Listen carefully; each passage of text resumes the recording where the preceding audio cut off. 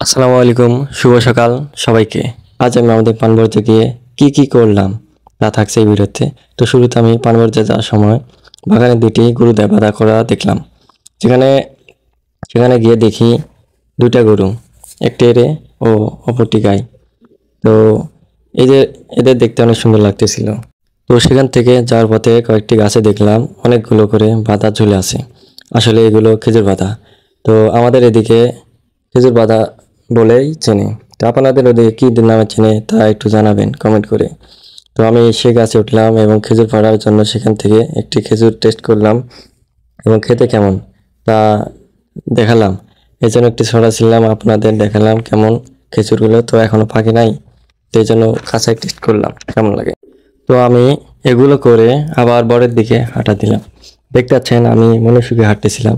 তো হাঁটতে হাঁটতে দেখলাম পান অনেকগুলো মরিচ গাছ। তো মরিচ গাছ দেখলাম এবং ভালোই লাগলো দেখতে। তো আমাদের পানবরত যেখানে আছে সেখানে পুকুর পাড় দিয়ে যেতে হয়। তো অনেক ঘুরে ঘুরে যেতে হয়। তো এর মাঝে দেখলাম একটি গাছ ঝড়ে পড়ে আছে, ভেঙে পড়ে আছে। খুব সম্ভবত এটি কয়েকদিন আগে হয়েছে। তো অনেকগুলো আম ধরেছে। তো এর মাঝে আবার দেখতেছেন যে আস্তে আস্তে দেখলাম অনেকগুলো গাছে আম ধরে আছে। তো সেগুলো দেখলাম, অনেক ভালো লাগলো এবং আস্তে আস্তে আমি বড়ের দিকে এগোচ্ছি এবং চারিদিকে সুন্দর দৃশ্য এবং পুকুরের দৃশ্য সবগুলো দেখাচ্ছি কেমন লাগে। এবং এর মাঝে আমও দেখালাম। তো মোচা সহ কলা গাছ দেখালাম এরই মাঝে। এই যে দেখতেছেন কত সুন্দর দেখতে লাগছে, কলা ছিল এবং মোচা সহ আমের গাছ। তো দেখতে দেখতে আমি পুকুর পাড় দিয়ে আবার চলে আসলাম আমার বরে। তো এপাশ দিয়েই আমার মূলত বরে যেতে হয়। এই যে এসে বরে টাটি খুললাম। তো বরের ভিতর যে দেখলাম যে কত সুন্দর পানবরস দেখতে লাগছে। তো আপনাদেরকে দেখালাম যে কেমন হয়েছে আমার ছোট একটি পানবরস। তো দেখতে দেখতে আমার মূল কাছে শুরু করলাম। তো আজকে আমি পট ধরানোর জন্যই বরে এসেছি মূলত। তো উলাল নিয়ে আমার মাচায় সুতা আর উলা দিয়ে বেঁধেছি যেন পড়ে না যায়। তো এভাবে আস্তে আস্তে আমি এই পর বাঁধাই শুরু করলাম। তো আমাদের এখানে এদিকেই পরকে বাঁধাই করা বলে, আর বাঁধাই করি আমরা। তো আপনাদের ওদিকে কি বলে বা কি নামে চেনেন বা কি করেন, আপনার পর বাঁধাই করেন না কি করেন তা একটু জানাবেন।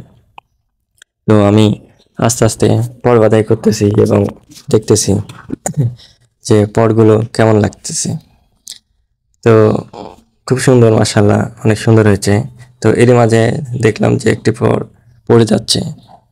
তো আমি উলা দিয়ে সেগুলো বাঁধার চেষ্টা করতেছিলাম এবং সাথে সাথে অন্যগুলোও বেঁধে দিলাম। তো দেখুন অনেক সুন্দর হয়েছে। তো ভিডিওটি করার জন্য যে উলা দিয়ে বাঁধাই করতেছিলাম, বাঁধাই করতে করতে উলাও যা নিয়ে গেছিলাম দেখে অনেকগুলো পুড়ে গেছে। আর বর বাঁধা আমার অনেক রয়েছে। তো বরের পর বাঁধাই করতে করতে দেখলাম যে অনেক সুন্দর হয়েছে এবং অনেক দ্রুত বেড়ে উঠেছে। যে কয়েকদিন পর আবার ধরানো লাগবে। তো এভাবে আমি পর ধরাতে ধরাতে শেষের দিকে চলে এসেছি।